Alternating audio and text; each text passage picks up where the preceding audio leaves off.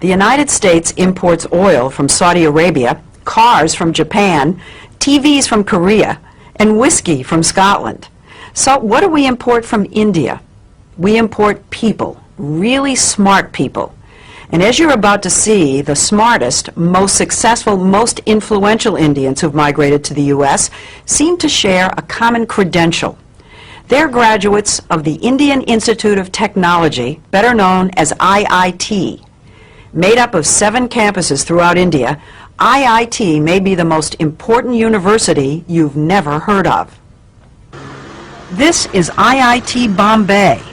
Put Harvard, MIT, and Princeton together, and you begin to get an idea of the status of this school in India. You compute the capacity of the column.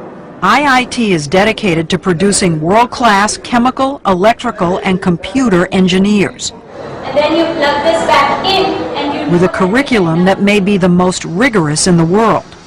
Getting here is the fervent dream of nearly every schoolboy. With a population of over 1 billion people in India, competition to get into the IITs is ferocious. Last year, 178,000 high school seniors took the entrance exam called the JEE. Just over 3,500 were accepted, or less than 2%. Compare that with Harvard, say, which accepts about 10% of its applicants. The IITs probably are the hardest school in the world to get into. In the whole world. To the best of my knowledge. Veena, significant would you say the impact of IIT graduates has been on the American technology revolution? It's far greater than most people realize. Microsoft, Intel, PCs, Sun Microsystems, you name it. I can't imagine a major area where Indian IIT engineers haven't played a leading role. Leading role. A leading role, and of course the American consumer and the American business in the end is the beneficiary of that. It isn't just high tech. The head of the giant consulting firm McKinsey & Company is an IIT grad. So is the vice chairman of Citigroup and the former CEO of U.S. Airways. Fortune 500 headhunters are always on the lookout for that IIT degree. That they are favored over almost anybody else. If you're a WASP walking in for a job, you wouldn't have as much pre-assigned credibility as you do if you're an engineer from IIT. 90% of IIT students are male, and the young men we met in Bombay know they're hot commodities. The American companies love the kids from IIT. Thank goodness. That's what we heard. That's what we heard too.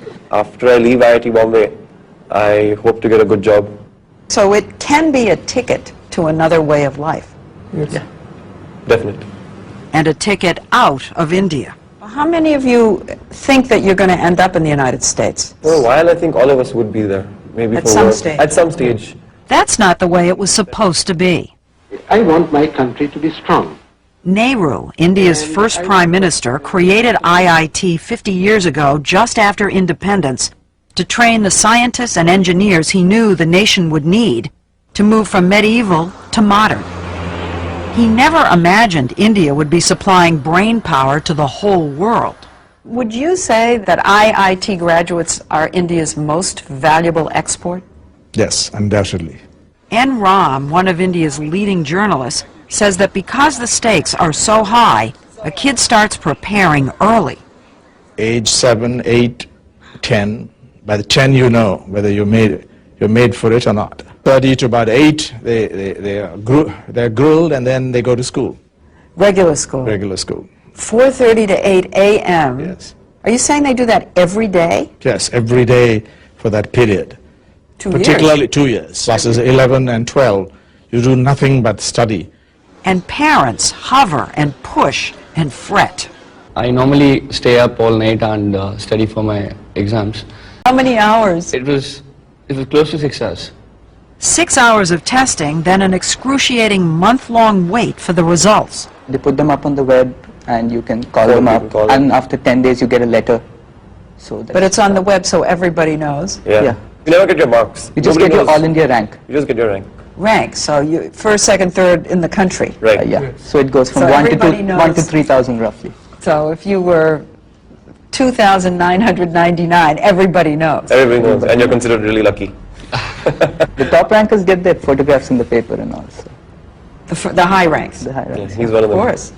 You were one of them? Yeah, somewhat, yeah. What number? I was 196. Did you get your picture in the paper? Oh, yeah. The ranking isn't just an ego trip. The top kids get to choose which campus they want and which major. It's a big deal in India. It is. Narayana Murthy, founder of the huge software company Infosys, is known as the Bill Gates of India. What about your own son? Well, my son, probably wanted to do computer science at IIT. To do computer science at IIT, you have to be in top 200. And he couldn't do that, so he went to Cornell instead. Think about that for a minute. A kid from India using an Ivy League university as a safety school. That's how smart these guys are. I do know cases where students who couldn't get into computer science at IITs, they have gotten scholarship at MIT, at Princeton, at Caltech. Yes, sure.